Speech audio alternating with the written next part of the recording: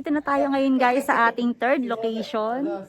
Ayan, nagbayad ng parking ang aking asawa, which is 500 yen. Compare doon sa mga nauna nating pinuntahan, na medyo pricey ang parking. So, mas mura dito guys. 500, tapos pwede mo siya ibigay doon. Pag naka 1.5 ka, libre na. Kaya tingnan natin yung mga umiyagi. Pag bibili ka ng umiyage, pwede Kumbaga, kang makalibre. 1,000, hindi, 1,000, 1,000 na babalik natin. Ito natin yung mga umiyagi. So yun guys, magtingin tayo ng mga umiyage or pasalubong. Bunak.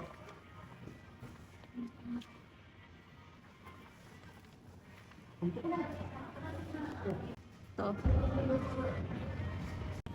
alam nyo guys, ako, mahilig akong mag-collect ng mga magnet. Yung mga magnet na idinidikit sa ref. Sa mga lugar na pinupuntahan namin, yung magnet ang hindi ko po pwedeng palagpasin na bilhin. Dahil souvenir to, no?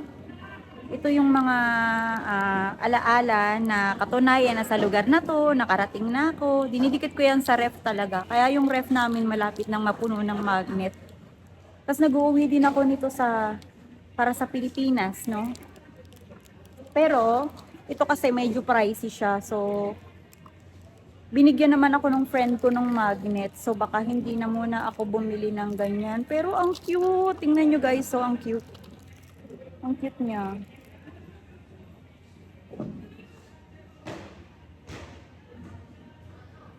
Meron ding ganito. So, ayan. 660 yen.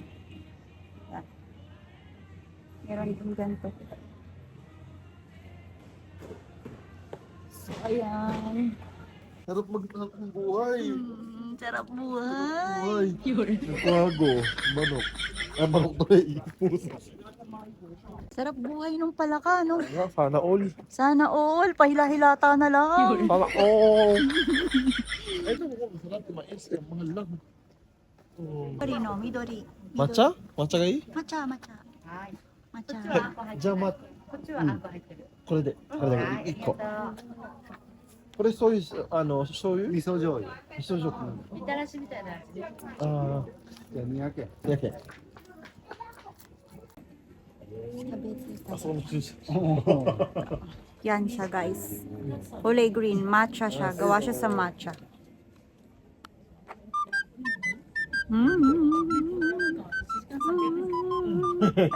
確かにそうっすね。美味しい。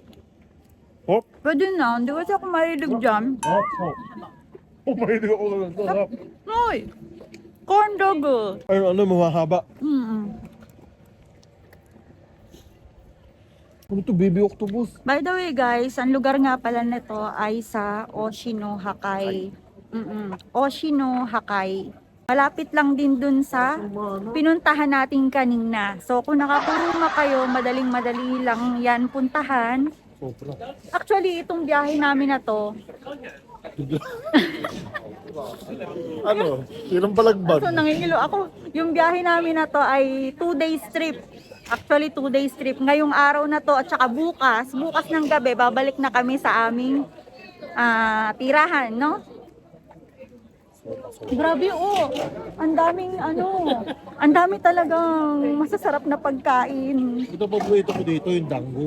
Talaga. Yan siya guys, oh. Yung dango dito. Ano to, bagong ano ng dango?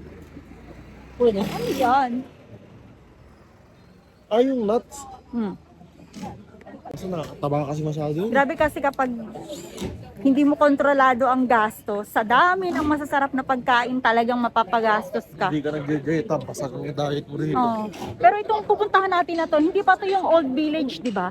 Hindi pa, doon pa sa kabila. Papakita ko sa inyo kung ano ang itsura nito. Biu. Guys, tingnan nyo, napakalinaw ng Isda. tubig. May isda, ay no. Napakalinaw ng tubig, guys. Oh. Tingnan natin doon, Mal. Nakakatuwa. Ay, hindi mo pala siya makikita dito kapag hindi ka magbabayad ng 300 kasi andun siya sa loob. Nandun siya Lugi sa ang loob. negosyo pagka pwede mong tingin dito. Guys, oh. 我们出去的，我吃啥？我们来了就知道了吧？ Isda kaya? Hmm? Isda. Ayan guys. Hindi ko alam kung para saan yan. Hindi ba yung sa tubig ng araw? Sa tubig ba yan nung araw guys? Hindi alam yun. Basta nakikita ko na yung sa ano. Sa palagay nyo, sino nakakaalam ng kung para saan to? Or baka dun sa ano, B? Sa kuryente, di ba dati? Ah, sa bagay, wala ka pala. Wala ka pala. Araw. Ang daming turista dito. Saan mo gagamitin yung may TV pa ng araw? Oh, ngayon, papasok tayo dyan sa loob. Kasi yan naman talaga ang pakay natin dyan.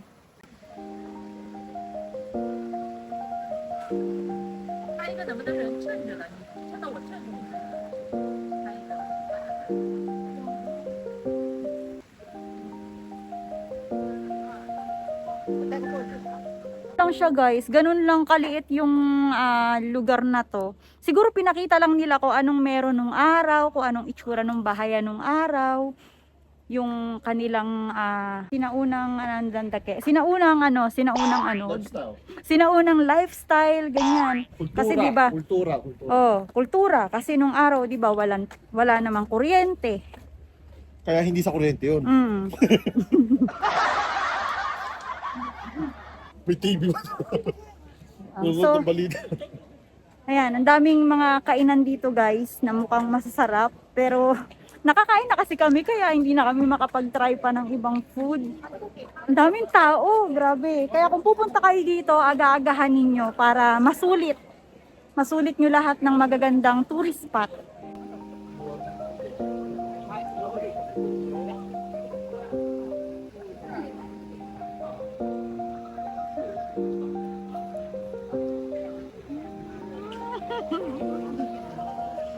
Ay na yung kuryente mo. Ha? Ay marami sila. Siya lang yung dilaw. Siya lang nag-iisang dilaw. Pero yung iba ang dami oh. Ay no. Sa kawina. Ay yun yung laki oh. Siya ang the Yin golden. yang. Ha? Yin yang. The golden. Nakanganga siya oh. Kaya nga, laki ng... Para pang yung mga kaibigan ko no. Ako yung unique sa amin eh. Yung mabait, sila yung masasama. Ha? Masasamang tao yun eh. Ako yung mabait. Yung isa. Sino? Ay yung mga kaibigan ko. Oh. Ako itong dilaw, sila itim kasi masamang tao sila, mabait ako. Sino ba mga kaibigan mo? Ay, kilala na nila kung sino sila. Kakaiba.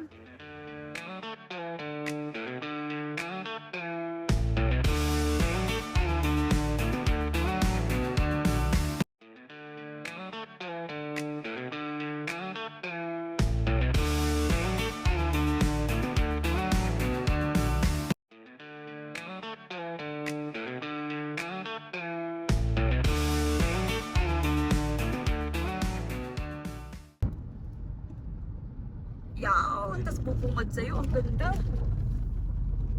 Sa puto tayo.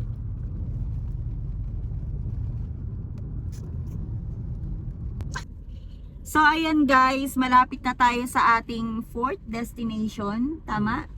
Sa ating fourth destination, yung Maple Corridor. Ayan. Napakaganda ng view doon, I think. Kasi tingnan nyo naman guys, yung dinadaanan namin. Oh, di ba? Ang ganda na niya, yung mga dahon, iba na yung kulay, talagang pang autumn na siya, no? Pero ayon dun sa Google, nung nag-check ako kagabi, yung maple tree na yan, is yung paglalagas niya, yung talagang para siyang cherry blossom, is kalagitnaan ng October hanggang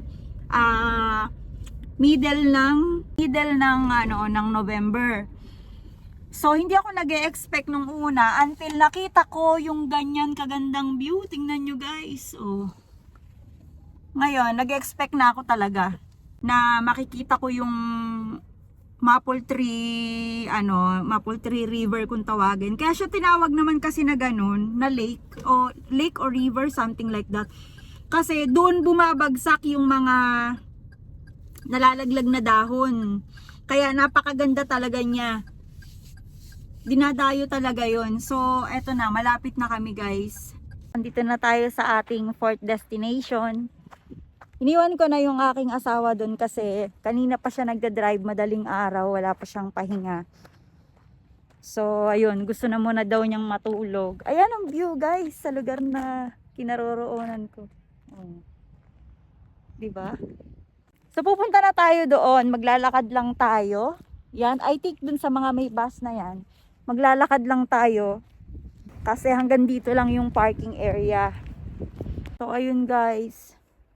Tama nga yung sinabi sa Google, nag-i-start yung paglalagas ng maple sa mid ng October to mid ng November. So, ito yung river na sinasabi ko sa inyo. Yan. Hanggang doon yan, sa kabilang side. Hanggang doon yan, diretso. So, maganda dito kapag gabi na, kasi may ilaw dyan. So, yun yung mga maple tree. So, kung napapansin nyo, mga green pa sila, no? Hindi pa sila yung talagang orange, red, and yellow. Hindi pa sila ganon. Sayang, kasi itong fourth destination natin, medyo expectation versus reality talaga, no? Pero okay lang yan. At least experience. Alam na natin kung paano pupuntahan at kung kailan yung the best time para pumunta dito. So, nakita ko sa mapa, mukhang wala naman na rin akong mapupuntahan dito. So, babalik na lang ako sa Kuruma para hindi sayang ang oras. At least, meron pa kaming tatlo pang natitira na pupuntahan ngayon. So, ayun guys. Alam nyo guys, ang sarap sa pakiramdam yung ikaw at saka yung kalikasan lang. Alam mo yung sa haba-haba ng panahon na nagtatrabaho ka, sa haba-haba ng panahon na napapagod ka. Kagaya niyan, may upuan pa. Not bad pa rin. Nakapagpahinga pa tayo. Tapos ayan yung view. Oh. Oh, di ba? Ayun yung sasakyan namin. Ayan. Ayan yung view na makikita mo. Hindi mo man nakita yung talagang habol mo dito, yung talagang ine-expect mo na makita mo. Pero, yung view na nandyan sa paligid mo, yun lang, okay na yun. Solved na. Hindi show? Iba talaga kapag nature lang ang kasama mo. Ang dami ding mga foreigner na nagpunta dito. Nag-e-expect din siguro sila na baka sakali yung Maple River na tinatawag ay makita nila, no? Yung ina-expect siguro nila, baka kagaya ko, nakita din nila yan sa Google. Yun nga lang, syempre, hindi sa lahat ng pagkakataon umaayon sa atin ang panahon. May mga pagkakataon na talagang kailangan mong maghintay, bumalik, 'di ba? So yun lang guys. Excited na ako para sa aming pang 5th location. Kaya lang pagpahingahin muna natin ang asawa ko dahil kawawa naman siya. So dito pala guys sa kabilang side, ayan, meron diyang French restaurant. So yun, di na natin itry yan dahil ang dami na nating nakain kanina. Medyo busog na. So tingnan natin doon sa building na yon kung ano ang meron. Ang ganda guys, sobra. Ang sarap ng hangin, fresh air. Tapos doon sa part na yon, ayan, lake yan. So pupunta tayo dyan.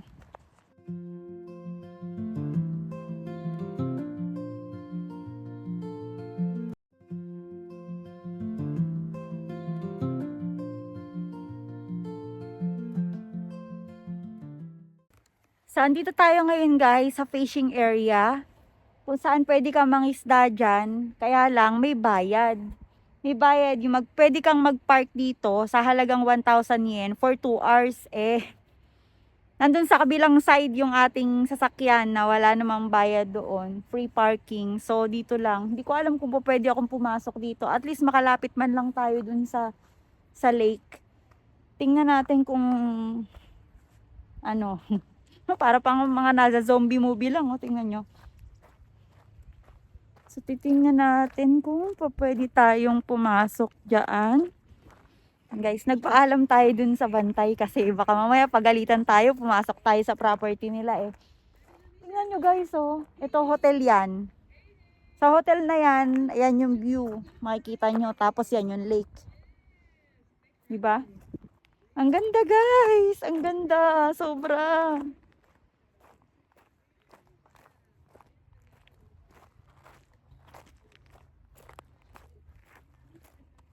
Yan o. This is the beauty of Japan. Talagang mapapawaw ka. Hindi ko sure kung gaano kalalim yan. Pero yung kulay niya parang anlalim. Tapos may mga jet ski din sila na pinaparenta.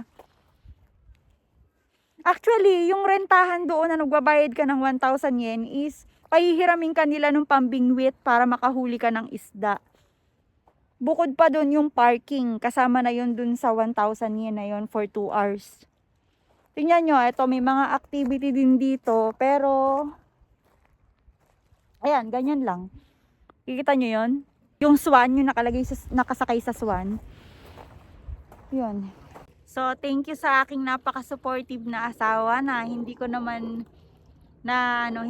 magagawa to lahat kung hindi dahil sa tulong mo. Sobrang sinasakyan mo lahat ng trip ko sa buhay. Yan o. Ang ganda. Guys, kung hanap nyo pala ay glamping or kayo ay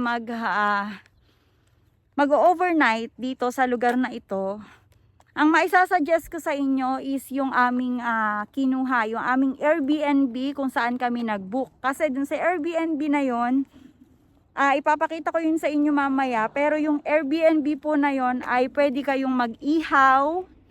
So ang check-in time niya ay alas 3 ng hapon hanggang alas 10 ng umaga kinabukasan, ang check-out. So doon po sa Airbnb na yon, pwede kayong mag-ihaw, mayroon libreng uling. So bukod po yung price ng for couple, yung 2 person, and bukod po yung price nung para sa barkada or good for 4 person, magkaiba po yun. So dahil dalawa lang kami, ang kinuha po namin is yung good for 2 person only. Pero kung naghahanap po kayo ng glamping, yung glamping talaga na meron po ako maisasuggest sa inyo. Eto siya. Guys, ayan. Ayan. Yan yung glamping na pwede nyong puntahan. Pwede kayo magpabook dyan sa online. So, tapos yung paligid niya, kung makikita nyo, ayan, bahayan siya, tapos yan bundok. So, napakagandang view po niyan pag po kayo dyan nag-stay. Napakaganda niyan. As in, lalo na kung pupunta kayo dito dun sa sinasabi kong petsa, yung kalagasan na, yung taglagas ng maple tree.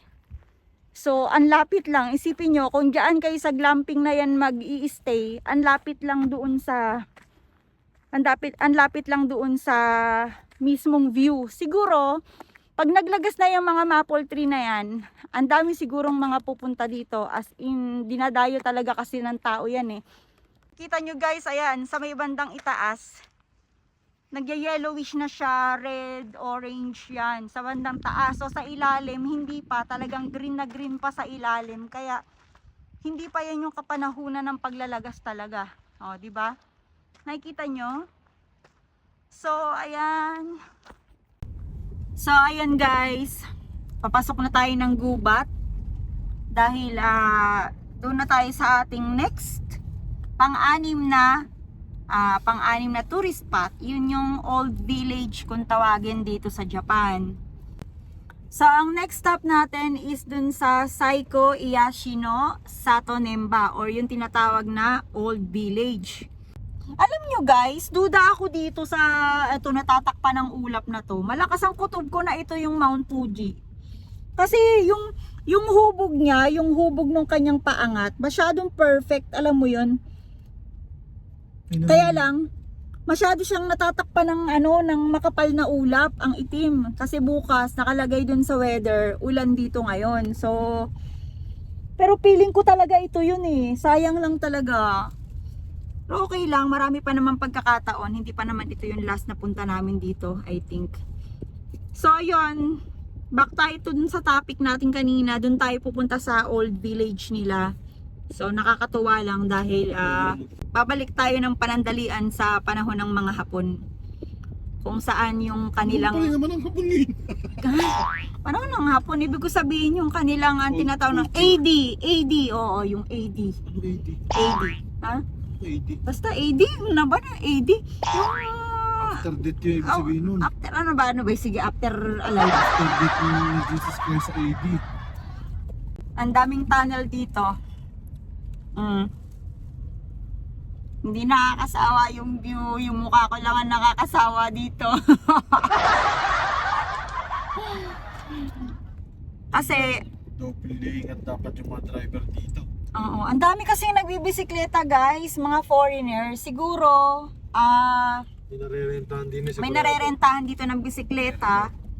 Kasi dun sa pinuntahan namin dun last, dun sa may corridor, Maple Corridor, ang dami talagang nagbibisikleta dun ng mga ibang mga foreigner, Power Rangers.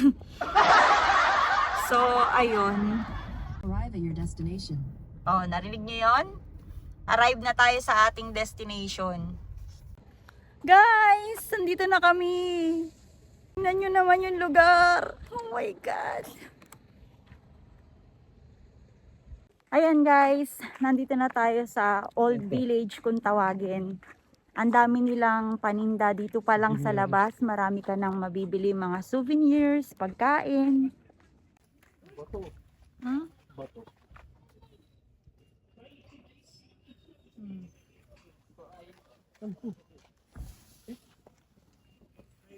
Japanese chestnut. Bubuyog. Honey? Honey? Ah, so desu ka? Oh, galing guys, oh. Yun. Yung mga original na honey. Napapakanta ka talaga dito. Wag muna tayong umuwi. Nasa CR kanina, may CR kanina dito. Dito muna. Ang bango nung inihaw na pagkain. Inihaw na, ano ba sitong, ano ba yun, yung yakitori? Ang bango niya, guys. Tapos mayroon pa ditong ano. Dito masarap palang lugar mag-break. Ayan. Oh, ayan oh. Dito. Mhm. Sarap sarap mag-drive dito. Ang sarap magliwaliw. Hindi- Liwaliw. Dito sarap mag-drive. Lugar na to. Wala akong masabi, napakaganda mo, Japan. By the way guys, sa Old Village na ito na pupuntahan natin, mayroon ditong entrance fee. Ang entrance fee niya, kapag bata, 250 yen. Tapos kapag ka naman adult, 500 yen. So may oras dito guys.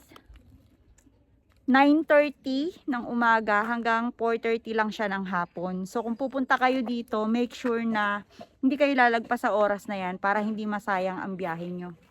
Ayan siya guys. 250 sa bata at 500 yen naman sa adult. So ayan din yung time niya. Ayan, dito ang entrance. Let's go! Unlike dun sa travel namin nun sa Sagamihara, maisasuggest ko talaga to kasi unang-una. Much better dito. Oo. Tsaka pag aalis kayo guys, make sure na madaling araw pa lang bumabiyahin na kayo para masulit nyo yung buong araw, marami kayong mapuntahan.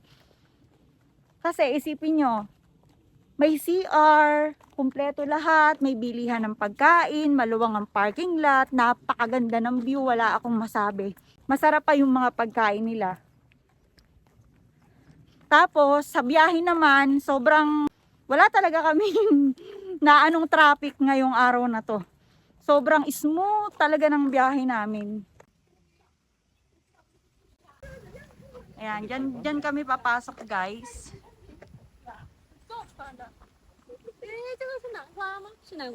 Parang karugtong lang to nung kanina, pero malayo siya.